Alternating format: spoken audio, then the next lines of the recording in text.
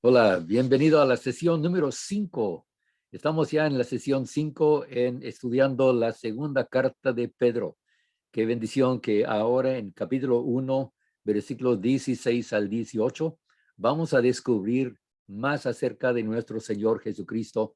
Nos va a bendecir mucho en cuanto a cuando vemos a Pedro testificando sobre la autenticidad de lo que leemos en los evangelios, además de lo que leemos en otras partes del Nuevo Testamento. Leyendo ahora de 2 de Pedro, capítulo 1, versículos 16 al 18 de la Nueva Biblia de las Américas, la NBLA. Porque cuando les dimos a conocer el poder y la venida de nuestro Señor Jesucristo, no seguimos fábulas ingeniosamente inventadas, sino que fuimos testigos oculares de su majestad.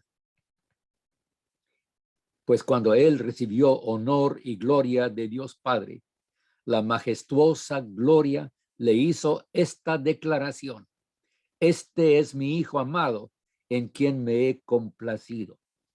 Nosotros mismos escuchamos esta declaración hecha desde el cielo cuando estábamos con él en el Monte Santo. Vemos tres cosas en estos tres versículos. Primeramente, que el mensaje de los apóstoles tiene dos lados, como cada moneda tiene sus dos lados, sus dos caras, ¿verdad? El mensaje de los apóstoles, así es, tiene dos aspectos.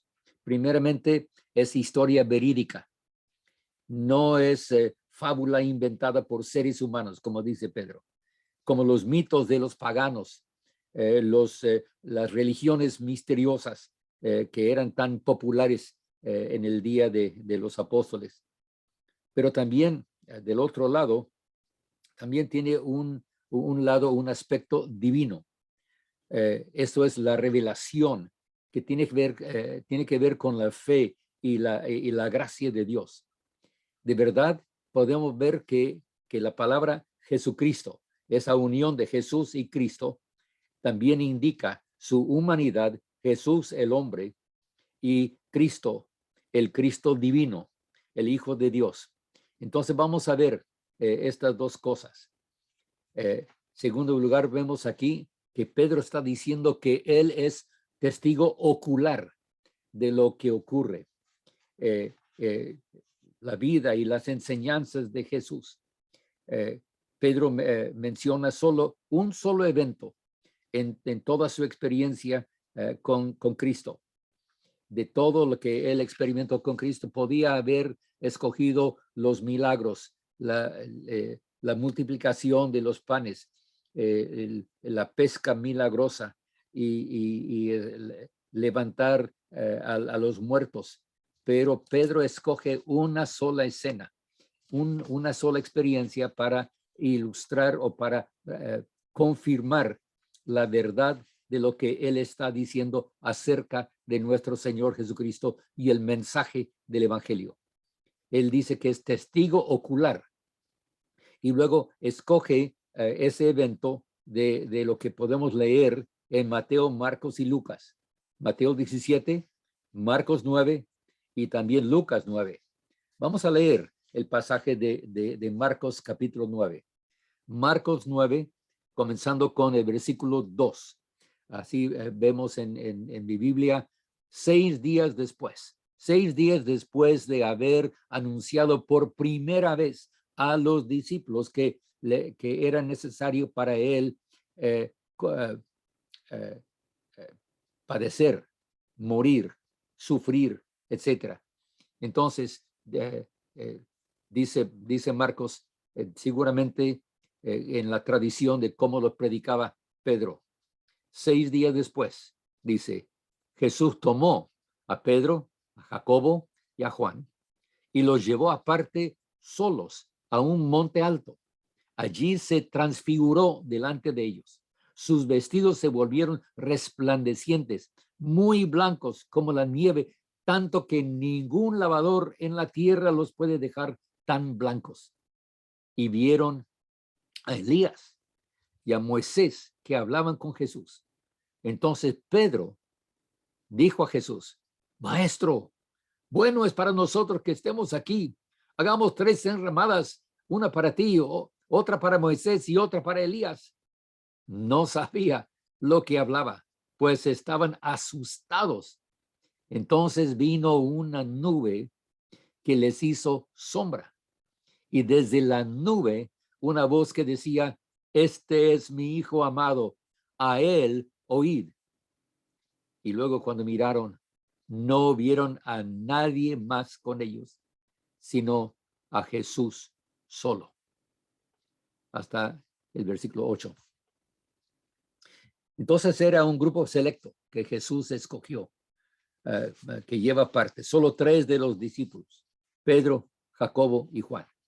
Y Pedro aquí habla acerca de esa gloria que él vio, que Jesús dejó ver su gloria en ese momento, que se volvía visible por un tiempo, que entendemos que en la encarnación del Hijo de Dios, él se vistió o se puso la naturaleza humana, y durante toda su vida en la tierra mayormente no se dejaba ver su esencia, su naturaleza divina.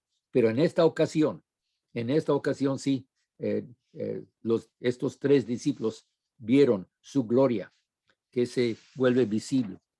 Y Pedro dice que él es testigo ocular de su majestad. Mateo dice que resplandeció su rostro como el sol, y sus vestiduras se hicieron blancas como la luz. Jesús está ahí hablando, conversando con Moisés y Elías sobre su partida. Añade Lucas ese detalle. Entonces están hablando acerca de la razón por qué Cristo había venido al mundo, ¿verdad? Moisés y Elías representan todo el Antiguo Testamento, la ley y los profetas, ¿verdad? Ahora Pedro le dice a Jesús que si quiere que les construya 3 enramadas, pero que una nube les cubrió y les dio temor, porque vieron que eso era algo muy especial. Escuchan la voz de Dios Padre: este es mi Hijo amado, en quien tengo complacencia, a él oíd. Uniendo lo que narra, lo que escribe Mateo y también Marcos. Y finalmente, siempre me ha impresionado cómo Pedro, también como los evangelios, dicen que no vieron a nadie más sino a Jesús. En la memoria de Pedro no menciona a Moisés ni a Elías, y mucho menos a su sugerencia de las enramadas, ¿verdad? Pero su enfoque es en que hay que ver solo a Jesús. Y nuestro enfoque entonces también debe ser cristocéntrico en nuestra alabanza, en nuestra oración, en nuestra vida que vivimos practicando, aplicando la verdad del evangelio a nuestra vida. La santidad que Dios exige de nosotros es Cristo en nosotros. No es nada más, no es una teoría, es una realidad. Y luego finalmente escuchamos en el versículo 18 que Pedro dice: nosotros mismos escuchamos. Pedro vuelve a repetirlo porque quiere enfatizar eso de que él es testigo ocular. Entonces nuestra confianza también en los escritos de los apóstoles, nuestra confianza en el Señor Jesucristo, debe ser algo personal, debe ser también no solo nuestra fe, sino que es algo fundado en la historia. En la historia, lo que vemos escrito en los evangelios y en las cartas de los apóstoles. Primeramente, que Jesús es Hijo del Hombre, Dios encarnado.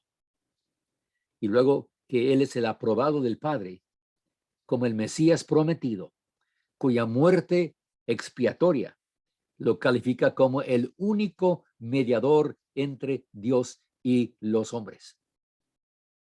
A Él oigamos. A Él oigamos, hermanos. Y esto es lo que siempre me impacta al estudiar este pasaje.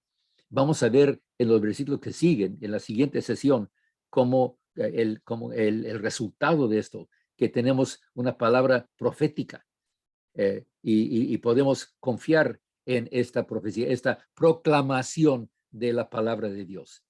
Pero una vez más, que nuestro mensaje sea totalmente y siempre cristocéntrico. Es Cristo quien murió por nosotros. Es Cristo ahora que vive en nosotros. Por el Espíritu Santo y por su divina presencia. Podemos decir Padre, Hijo y Espíritu. Aunque decimos muchas veces que Jesús está a la diestra del Padre en el cielo, sabemos que tanto Padre, Hijo, como el Hijo, como el Espíritu son en su esencia, en su naturaleza divina, no hay límite. Son siempre presentes, omnipresentes en donde quiera.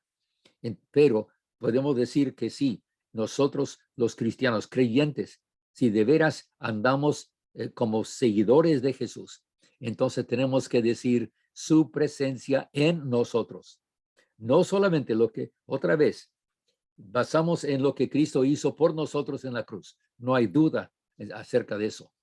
Pero ahora tenemos que decir, pero ¿cómo se está revelando? Como Pedro habla acerca de esa revelación que él tuvo de Jesús en el monte de transfiguración. Entonces tenemos que decir, hermanos, ¿cómo es que el mundo ve a Cristo en nosotros?